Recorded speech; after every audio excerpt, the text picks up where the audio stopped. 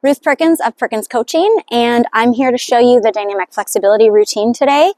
It's a routine that I came up with to just really help improve your ability to recover after hard runs, and it can also be used to prepare you for runs as well. So come along with me and let's do it. So we're going to start with the leaf scoops, and what we want to do is really just set the heel down in front of us. We don't want to put any weight into the foot. We just want to set it down and stick our hind end back. And the reason we're using our arms is because we're really just opening up that stretch, and then we call it leaf scoops because we're throwing leaves up over our head. And this is to help open up those breathing muscles.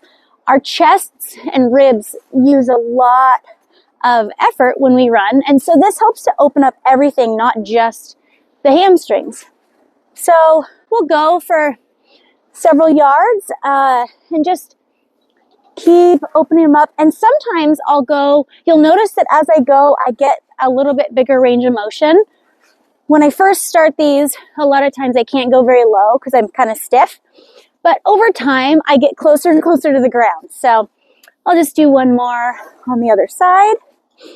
Okay, and then the next thing is, I call it disco because it's kind of like a little disco party.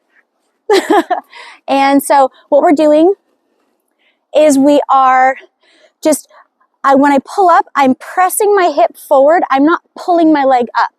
So I'm just grab the toe and press as I'm reaching the opposite direction. So I take a couple steps in between to give my body a little reset. So again, we're not trying to arch the back. We're just trying to press that hip forward. Give you a nice, we really want to see a stretch from the fingertips all the way down around the knee. So you should feel a nice diagonal stretch. And these are important not to hold.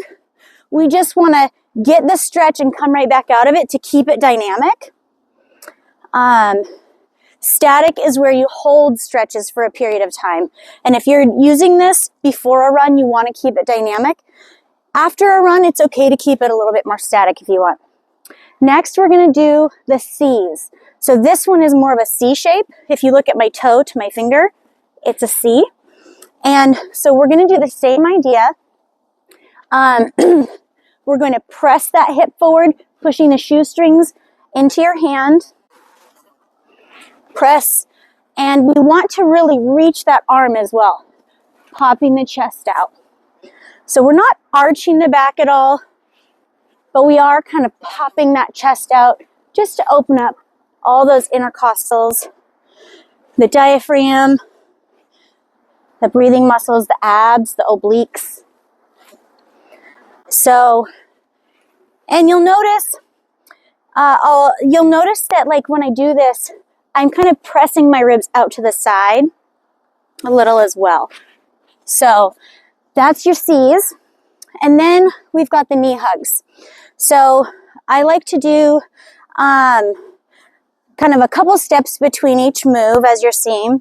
This one with the knee hugs, I like to do it, sometimes I'll pull it right into the opposite shoulder to get a nice stretch through the hip. And then sometimes if I need a little bit of a different, I'll pull it into the same armpit to get a little bit of a different stretch.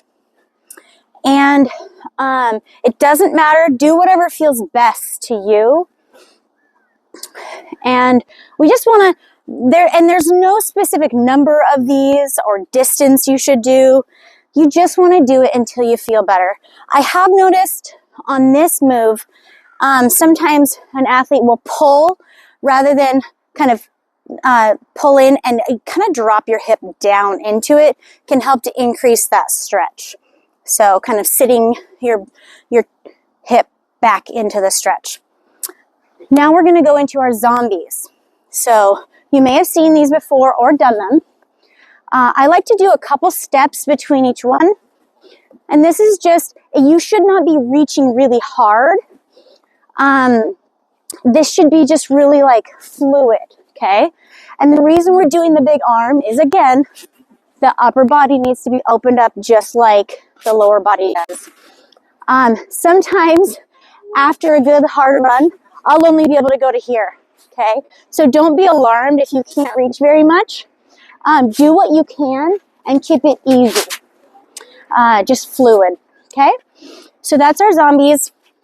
And then we're gonna go into a little hip flexor opener, okay? So I like to set my back knee down, pressing the pelvis under and hip forward, and I'm gonna reach up and over the opposite shoulder. So hip down, tuck, press forward, opposite shoulder. If it's cold and yucky outside, sometimes I don't set my back knee all the way down. So, and again, we're not holding these for a long time. We're just getting that dynamic opening.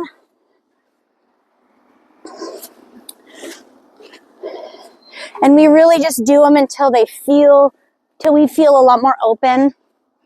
It's amazing how when you take time to really work on your mobility right after a run, how much better you'll feel tomorrow. And so, all right, one more. Okay, and then the last move is a little piriformis stretch. Takes a little balance. So you're gonna bring a knee up, sit down, and come right back out.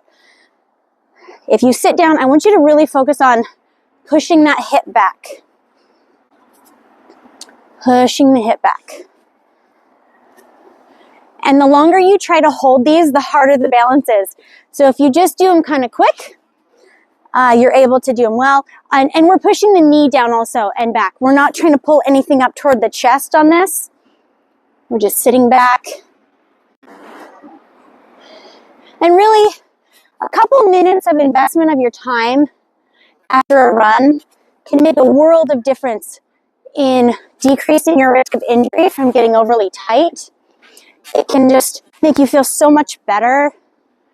And I came up with this routine when I was running it as an elite runner, and I needed something to help me not feel like a 90-year-old when I woke up in the mornings. So anyways, that's our dynamic flexibility routine. I hope that you like it and give it a good try. Have a great run.